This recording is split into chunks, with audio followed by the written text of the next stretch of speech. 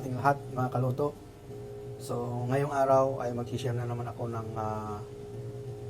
panibagong luto na napakasimple at napakadaling lutuin. So ngayon, ito ang mga ingredients ko. Mayroon akong onions, carrots, yung bell pepper red, saka yung sili sigang o Spanish chili, cabbage, sesame oil, garlic, durog na paminta, saka isang pirasong itlog, at saka pusit, hipon, at saka chicken breast, at saka mayroon akong soy sauce, at saka bihon. So yan mga kaluto ang ingredients ko. Yan. So ang lulutuin ko ngayon ay crispy bihon. So gagamit din ako dyan ng cooking oil. So mamaya gagamit akong kaunti. So yan ang mga kaluto, simulan na natin kung paano lutuin ang crispy bihon. So yan ang mga kaluto, pinapainit ko na yung mahiwagang kawali. Yan. Magpapasalamat na rin ako sa aking mga bagong subscribers, mga subscriber ko na organic, at sa aking mga viewers. Maraming salamat po sa inyo lahat sa suporta nyo sa akin. Kaunting banana na lang ay mabubuo ko na rin yung unang hakbang para maabot ko yung 1,000 subscribers. At sana wag kayong magsasawa na suportahan ang aking channel at ang aking mga ina-upload na video. So ngayon, simulan natin mga kaluto. So gagamit ako dyan ng cooking oil. Yan. Yan.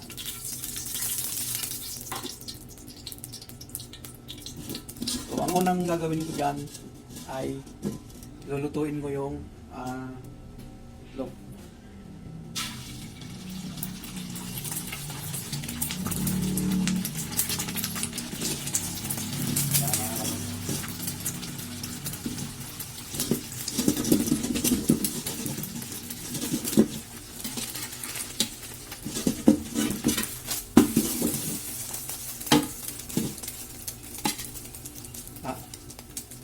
Mamaya makikita nyo kung saan ko gagamitin yung itlog na yan mga kaluto.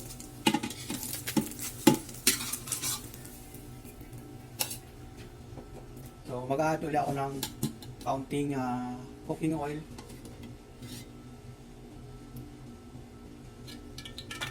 Yan. Para naman igisa ko yung bawang.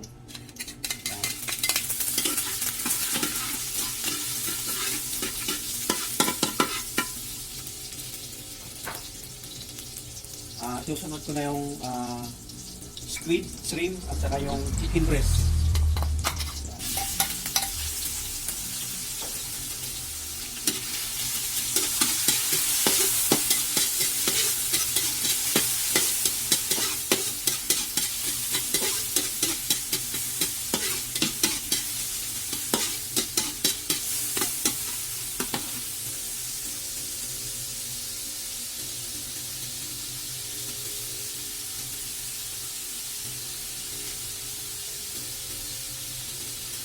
Susunod ko yung carrot kasi medyo matagal na luto yan mga kaluto. At yung pamintang durog. Yan. Saka yung sesame oil.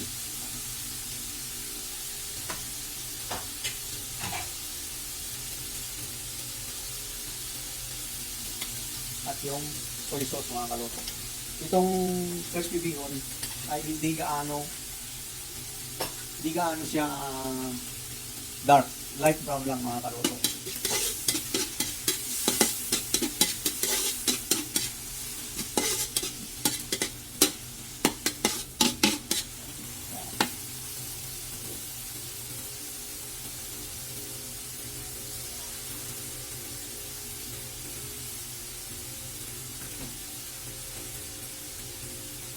Sunod ko na yung lahat, yung bell pepper, yan, saka yung Spanish chili, repolyo, saka yung sibuyas.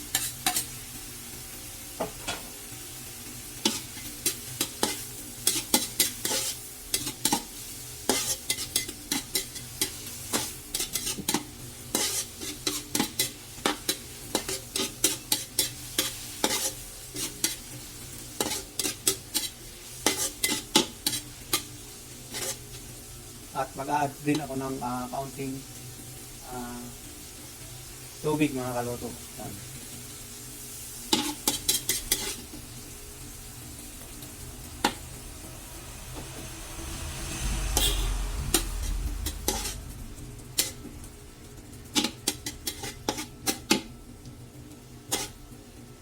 So yung mga nagpapa-shoutout sa akin ay gagawa na lang po ako ng isang video para lahat ko kayo i-shout out. Yung wala pa akong makalimutan at doon na rin po ako magpapasalamat sa inyong lahat sa pag-subscribe niyo sa akin at pagtulong niyo sa aking channel.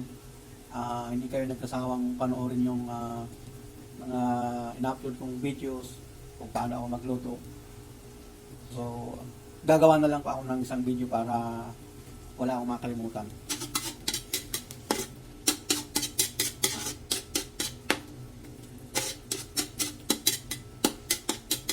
So ngayon, half cook na yung gulay.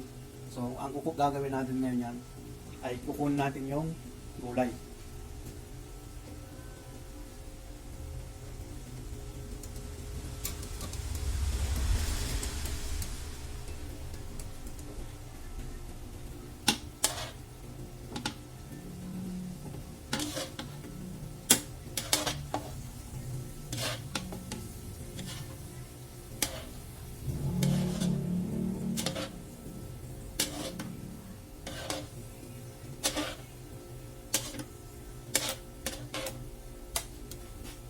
Ayan na mga kaluto yung gulay na. More than half cook na yan mga kaluto. So ngayon, medyo kulang pa yung kulay niya. So magdadagdag ulit akong kaunting soy sauce. Ayan.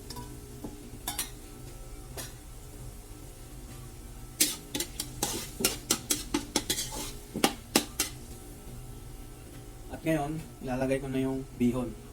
Yan. So, wag niyong kakalimutan mga kaluto na hindi kailangan ibabad niyo muna yung bihon bago niyo lutuin. Yan, para mas madaling maluto. At isang tip ko na lang din sa inyo, yung mga nagluluto ng bihon, Mickey bihon, or pancit canton.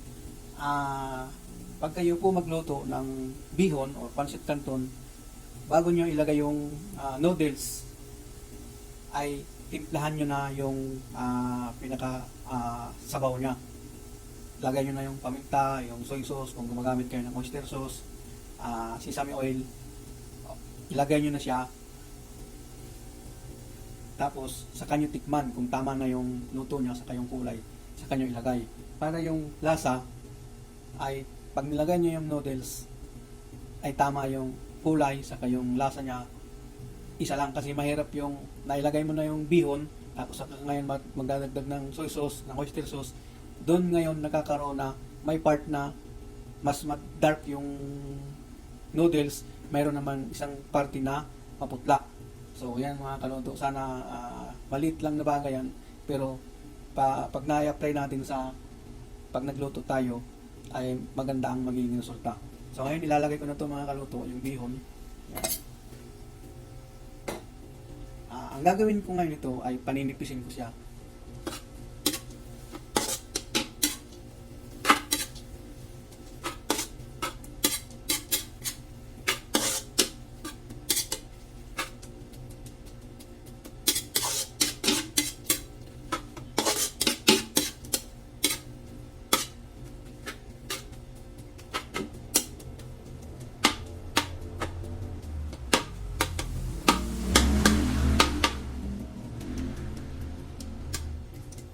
So yan mga kaluto, yan, ganyan lang yung gagawin ko yan, paninipisin ko siya.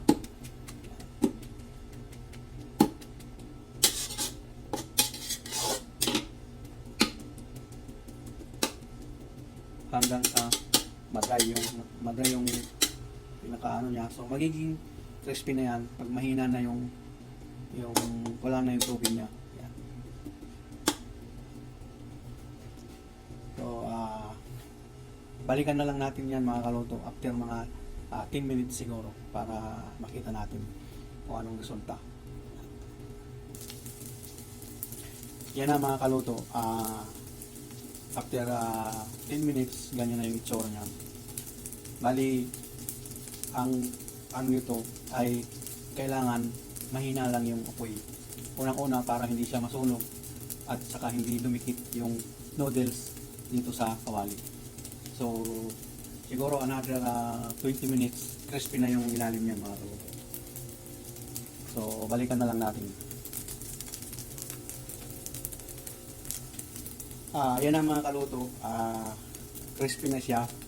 So ngayon, ito na yung manugulay, ito na yung isang itlog kanina, iniwa-iwa ko siya, shredded o yung pahaba. Yan.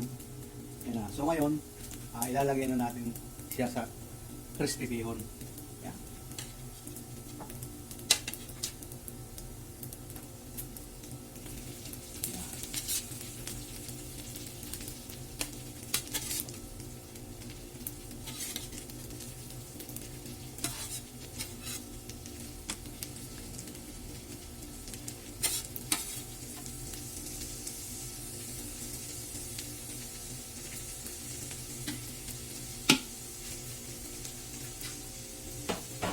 Yan na mga kaluto. Ito na yung crispy bihon natin.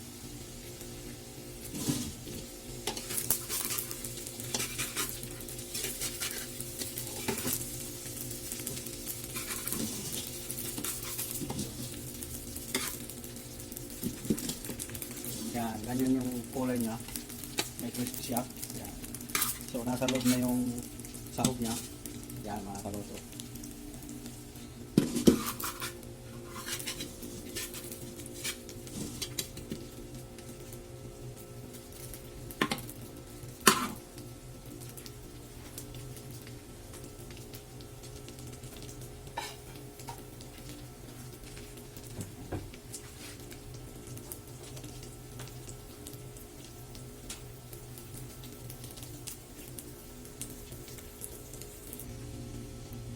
So yan mga kaluto, makikita niyo yung part na crispy. So, yan mga yan.